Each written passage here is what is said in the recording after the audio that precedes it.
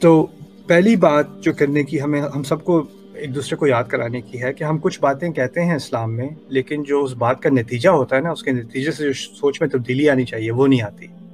سب مانتے ہیں اللہ تعالیٰ ہمارا رب ہے، سب مانتے ہیں اللہ تعالیٰ کہ ہم بندے ہیں، سب مانتے ہیں اللہ تعالیٰ ہمارا حاکم ہے، وہ رب ہے، ہم عبد ہیں، اس میں کسی کو انکار نہیں ہے۔ شروع سے فاتحہ سے ہم کہتے ہیں الحمدللہ رب العالمین ایاک نعبد، ٹھیک ہے، لیکن اس کے کچھ نتائج نکلتے ہیں اس دعوے کے اور اس بات کو قبول کرنے کے۔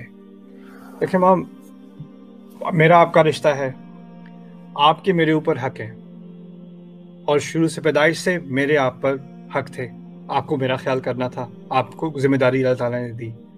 تو ایک ہے میری ذمہ داریاں اور ایک ہے میرے حقوق، رائٹ؟ اور ہر رشتے میں اسٹوڈنٹ اور ٹیچر کا رشتہ ہوتا ہے، اس میں ٹیچر کی کچھ ذمہ داریاں ہوتی ہیں اور ٹیچر کے کچھ حقوق ہوتے ہیں۔ اسی طرح طالب علم کی کچھ ذمہ داری ہوتی ہے اسٹوڈنٹ کی، اور کچھ اس کے حقوق ہوتے ہیں۔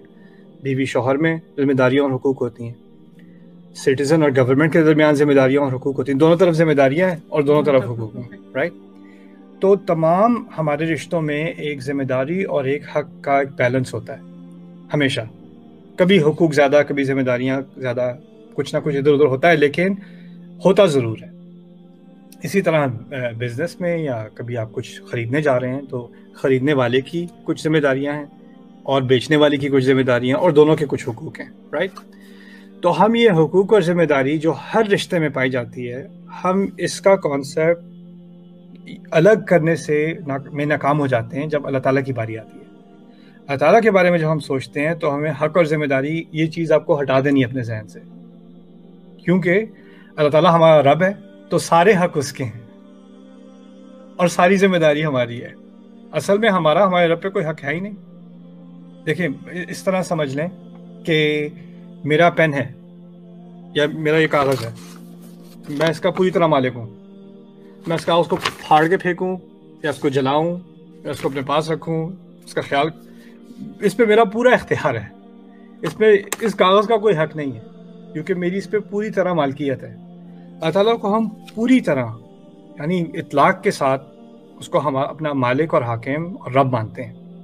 تو اس سے پہلا نتیجہ یہ نکلتا ہے کہ ہم نے حق کی بات چھوڑ دی۔ اس نے جو کچھ دیا ہے وہ اس نے اپنی رحمت کی وجہ سے دیا ہے، نعمت کی وجہ سے دیا ہے، اس نے اپنا کرم کیا ہے، لیکن اس لیے نہیں دیا کہ ہمارا حق بنتا تھا۔ یہ ہو ہی نہیں سکتا کہ ہمارا حق بنتا تھا اس لیے دیا ہے۔ تو یہ بہت بہت گہری ایک ریئلائزیشن ہے کہ اللہ تعالیٰ نے ایون دو اس نے ہمارے اوپر کتنے کرم کیے ہیں اور کتنی رحمتیں کی ہیں اور کتنی ہمیں ہدایت دی ہے اور سارا کچھ دیا ہے، لیکن پہلی بات سمجھنے کی یہ ہے کہ ہم اللہ تعالیٰ سے مطالبہ ایسے نہیں کر سکتے جیسے کسی کسٹمر نے جو ہے کوئی پیسے بھیجے اور اس کو پروڈکٹ نہیں ملی تو وہ کہے بھی میں نے تو پیسے بھیج دیے، میں نے اپنا جو میرا دور تھا کرنے کا، جو میری کرنے کا کام تھا، میرا کرنے کا کام تھا، میں نے پیمنٹ کر دی، میری پروڈکٹ کدھر ہے، ڈیلے کیوں ہوئی ہے؟ اس کو غصہ آئے گا، اس کو فرسٹریشن ہوگی، کیونکہ اس کا ایک حق بنتا ہے۔ تو ہم یہ ذہنیت، پہلی چیز جو سمجھنے کی، بنیادی چیز جو سمجھنے کی ہے، یہ ذہنیت اللہ تعالیٰ کی طرف لگانا غلط ہے۔ اس نے جو دیا ہے اپنے فضل سے دیا ہے، جو دیا اس کی نعمت، اسی لیے ہم الحمدللہ کہتے ہیں۔ ورنہ تو یہ ہونا کہ ہم نے نماز پڑھی اس لیے ہمارے گھر کی حفاظت ہو رہی ہے، یا ہم نے دعا کی اس لیے ہماری صحت ہے، اللہ تعالیٰ ہمیں پیمنٹ کر رہا ہے صحت کے ساتھ۔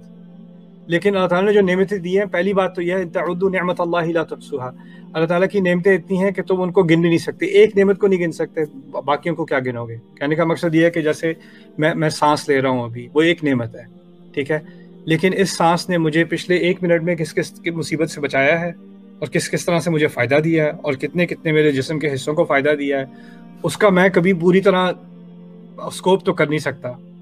تو میں کسی ایک نعمت کا بھی اللہ تعالیٰ کا پوری طرح شکر ادا کر دوں، وہ میرے لیے ناممکن ہے۔ تو پھر یہ میں کیسے سمجھ سکتا ہوں کہ میں کچھ کروں گا جس کے بدلے میں اللہ تعالیٰ پہ میرا حق بنتا ہے؟ یہ ذہنیت نکال دینے کی ضرورت ہے۔